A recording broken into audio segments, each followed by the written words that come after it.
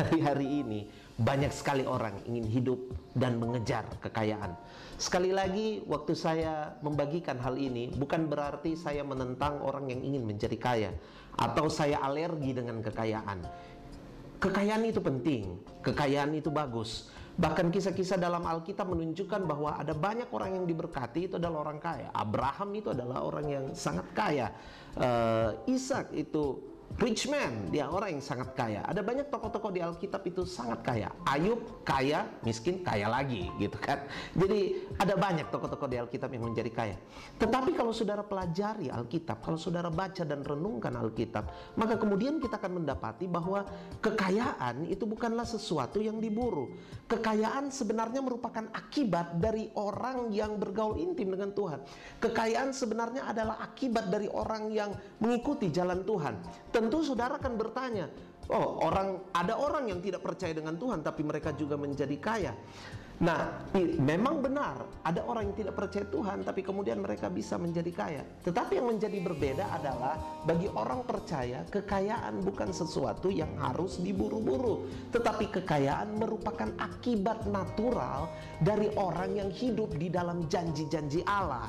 Itulah sebabnya saudara harus yakin pada janjinya dulu, bukan memburu kekayaan. Saya bahkan bilang bahwa kekayaan itu sebenarnya adalah bonus saja. Nah, yang lucu adalah saya dan saudara hari-hari ini kita melihat banyak dari kita yang hanya memburu bonus tapi tidak memburu sumbernya. Saya ingin bukakan ayat pada saudara. Ada ayat yang dikatakan oleh Rasul Paulus pada Timotius dalam 1 Timotius 6, 1 Timotius pasal 6 ayat 9 sampai ke 10. 1 Timotius pasal 6 ayat yang ke-9 sampai ke-10 dikatakan demikian. Tetapi mereka yang ingin kaya terjatuh ke dalam pencobaan, ke dalam jerat, dan ke dalam berbagai-bagai nafsu yang hampa dan yang mencelakakan, yang menenggelamkan manusia ke dalam keruntuhan dan kebinasaan.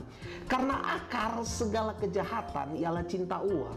Sebab oleh memburu uanglah beberapa orang telah menyimpang dari iman dan menyiksa dirinya dengan berbagai-bagai duka.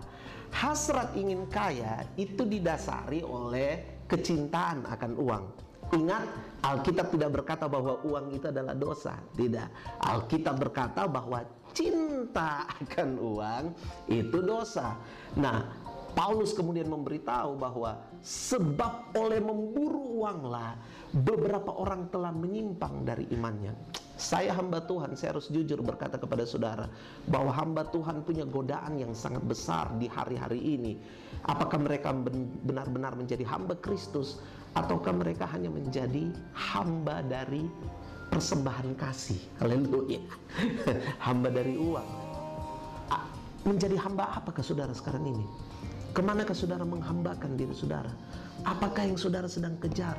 Sebab mari saya beritahu, jangan-jangan apa yang saudara kejar adalah hal yang bersifat bonus, hal yang bersifat akibat dan bukan merupakan sumber. Hari ini saya ingin kita semua kembali merenung sambil kemudian mengingat kembali bahwa seharusnya yang kita kejar adalah ini, sumbernya yang kita kejar. Ingat, Tuhan kita adalah Bapa, dan Bapa itu it means sumber, source. Bapa itu adalah sumber. Itu berarti kita harus melekat kepada sumbernya, baru kemudian yang lain-lain itu akan mengikut kepada kita. Mungkin ini hal yang kelihatan terlalu di awan-awan, tapi saya percaya dan saya mengalaminya. Kalau saudara hidup di dalam Tuhan, maka hal ini akan menjadi realita di dalam kita, sebab itu sudah berdiam dalam kita. Kiranya Tuhan Yesus memberkati saudara dan hiduplah dengan sumber dari segala sesuatu itu. Tuhan Yesus menyayangi saudara. Amin.